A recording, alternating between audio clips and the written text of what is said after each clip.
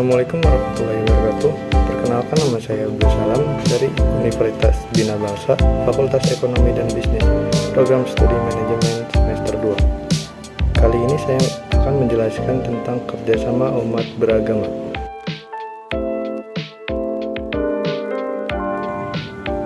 Kerjasama umat beragama. Kerjasama antar umat beragama sangat diperlukan karena kita diperintahkan untuk senantiasa hidup berdampingan dengan umat agama lain. Dan hal ini sesuai dengan ajaran Nabi Muhammad SAW, di mana kita harus hidup saling membantu dan bekerja sama sekalipun dia umat non-muslim. Kerjasama umat beragama yaitu hubungan sesama umat beragama yang dilandasi dengan toleransi, saling pengertian, saling menghormati, saling menghargai dalam kesetaraan pengalaman ajaran agamanya, dan kerjasama dalam kehidupan masyarakat dan bernegara.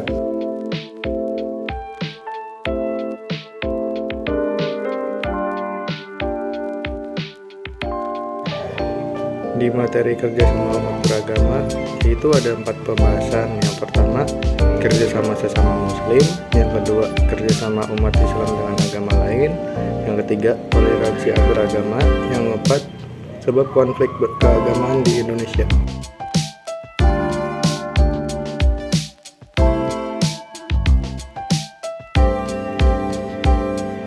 Yang pertama, kerjasama sesama muslim. Ukhuwah umat Islam adalah persaudaraan dan kerjasama yang bersifat universal, yang juga bisa diterapkan atas seluruh umat manusia secara luas. Secara luas, ada 3 tingkatan ukhuwah. Yang pertama, ukhuwah insaniyah, yaitu persaudaraan di antara sesama manusia secara menyeluruh. Yang kedua, ukhuwah rabbaniyah, yaitu ikatan di antara mereka yang percaya kepada Tuhan yang Maha Esa.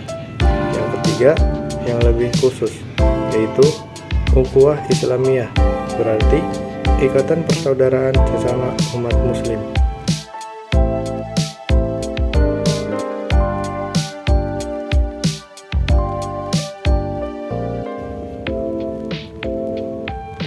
Kerjasama umat Islam dengan agama lain.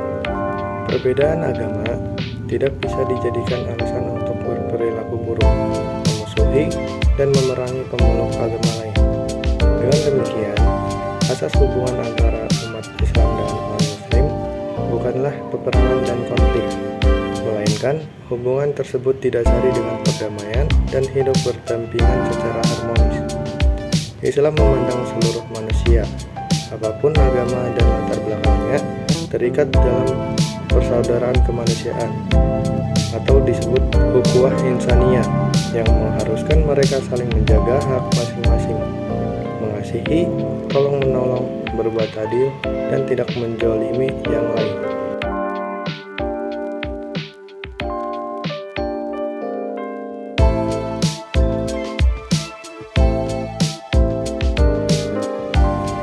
Yang ketiga, toleransi beragama. Dengan adanya sikap toleransi, kita dapat menghindari terjadinya diskriminasi dari segala jenis perbedaan yang ada dalam kelompok masyarakat. Toleransi dalam beragama berarti memberikan kebebasan kepada siapa saja untuk memeluk agama berdasarkan kepercayaannya, dan merupakan sebuah sikap bersedia untuk hidup berdampingan dengan siapa saja yang berbeda keyakinan dengan kita berdasarkan prinsip saling menghormati.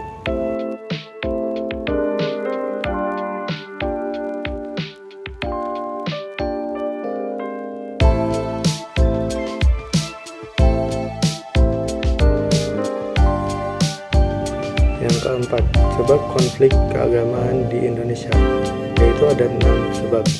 Yang pertama, kurangnya kesadaran akan pentingnya toleransi. Kesadaran akan pentingnya sikap toleransi merupakan suatu hal yang semestinya dipahami oleh setiap orang yang hidup di tengah masyarakat majemuk. Sebab dalam masyarakat majemuk akan ditemukan banyak sekali perbedaan-perbedaan yang rawan menimbulkan gesekan dan konflik. Yang kedua, kurangnya kesadaran akan pentingnya hidup harmonis. Tidak adanya atau kurangnya kesadaran akan pentingnya kehidupan yang harmonis akan mendorong orang atau sekelompok orang untuk menjadikan perbedaan, termasuk perbedaan agama, sebagai dalih untuk meraih kepentingan pribadinya. Mereka tidak mempedulikan persatuan dan kerukunan masyarakat demi untuk mencapai akan yang diinginkan.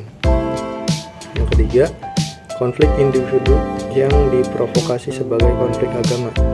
Ada kalanya konflik yang terjadi antar individu yang berbeda agama kemudian diprovokasi oleh pihak-pihak yang tidak bertanggung jawab hingga melebar ke ranah konflik agama. Yang keempat, sengketa pembangunan tempat ibadah. Faktor lain yang juga menyebabkan konflik agama yang pernah terjadi di Indonesia adalah adanya sengketa terkait pembangunan tempat ibadah. Yang kelima, penafsiran ajaran agama yang diselewengkan. Setiap agama tentu mengajarkan mengenai cinta, kasih, dan perdamaian. Tidak ada agama yang serta-merta mengajarkan umatnya untuk memusuhi manusia lainnya. Namun, ada kalanya manusia bisa salah dalam mengartikan apa yang termuat dalam kitab suci agama mereka dan melakukan tindakan yang memicu konflik dengan mengatasnamakan itu sebagai ajaran agama. Yang keenam, radikalisme. Sikap radikalisme ini juga bisa terjadi dalam pemahaman keagamaan seseorang. Ketika sikap radikal masuk dalam pemikiran seseorang, bukan tidak mungkin dia akan mencoba memaksakan ajaran agamanya kepada orang lain dengan jalan paksaan atau kekerasan. Akibatnya, konflik agama pun akan rawan terjadi.